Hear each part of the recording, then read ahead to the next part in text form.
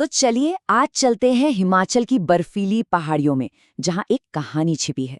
और कहानी भी ऐसी जो ये सवाल उठाती है कि क्या क्या कोई आवाज नींद में ही किसी की जान ले सकती है। इस कहानी की जड़ में ना एक बहुत ही सीधा लेकिन उतना ही डरावना सवाल छिपा है। और उस इलाके के एक छोटे से गांव में इसका जवाब है हाँ। लेकिन ये जवाब अकेला नहीं आता। इसके साथ आती है एक ऐसी चेतावनी जो पीढ़ियों से वहां के लोग सुनते और मानते आ रहे हैं। देखिए, गांव के बुजुर्गों के लिए ना ये सिर्फ कोई कहानी नहीं है, ये तो जिंदा रहने का एक नियम है। और नियम भी ऐसे कि अगर किसी ने इन्हें तोड़ा तो समझ लीजिए सुबह का सूरज देखना उसे नसीब नहीं होगा। तो ये नियम है क्या? चलिए समझते हैं। पहला नियम, रात में गांव के मंदिर से ढोल की आवाज आएगी। दूसरा नियम, ये आवाज सिर्फ और सिर्फ सोने वालों को ही सुनाई देगी। और तीसरा, जो सबसे खौफनाक नियम है, कि अगर किसी ने आवाज सुनकर भी उठने की गलती नहीं की या सोता ही रह गया, तो सुबह तक उसका शरीर पूरी तरह गायब हो जाता है। अब ये जो डर है ना, ये सिर्फ कहानियों में नहीं है, बल्कि उस जगह के पूरे माहौल में बसा हुआ है। तो सवाल उठता है कि आखिर ये गांव है कैसा? जरा सोचकर देखिए, हिमाचल का एक छोटा सा दूर दराज का गांव। रात होते ही वहां बर्फीली काटने वाली हवाएं चलने लगती हैं और गांव के ठीक बीचों बीच खड़ा है एक पुराना बिल्कुल टूटा फूटा सा मंदिर। गांव वालों का यही मानना है कि वो जानलेवा आवाज इसी मंदिर से आती है।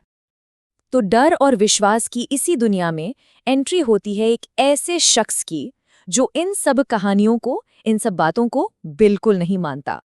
जब गांव के बुजुर्ग उसे चेतावनी देते हैं ना, तो राघव उनकी बातों को सुनकर बस हंस देता है।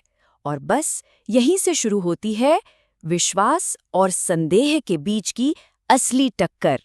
तो एक तरफ थे गांव के बुजुर्ग जिनकी सीधी सीधी चेतावनी थी, ढोल से डरो वरना जिंदगी भर के लिए सो जाओगे। और दूसरी तरफ था राघव, जिसका बस एक ही जवाब था, ये सब अंधविश्वास है। राघव ना उनकी चेतावनी का सबके सामने मजाक उड़ाता है।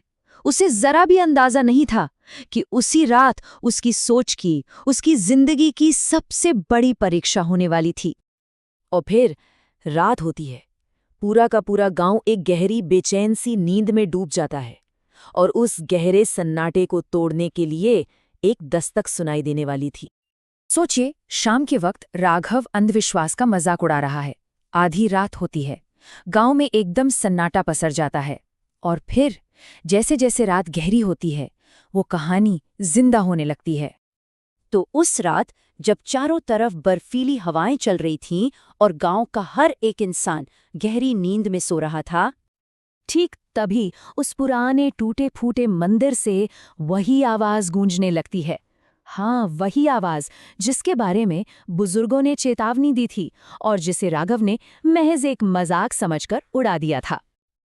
और जिंदगी में पहली बार राघव ढोल की उस आवाज को अपने कानों से सुनता है। और कहानी हमें यहीं इसी एक सवाल के साथ छोड़ जाती है, क्या राघव की अगली सुबह होगी? और क्या किसी का सिर्फ शक करना उसे किसी गहरे विश्वास या फिर किसी प्राचीन श्राप से बचाने के लिए वाकई काफी है?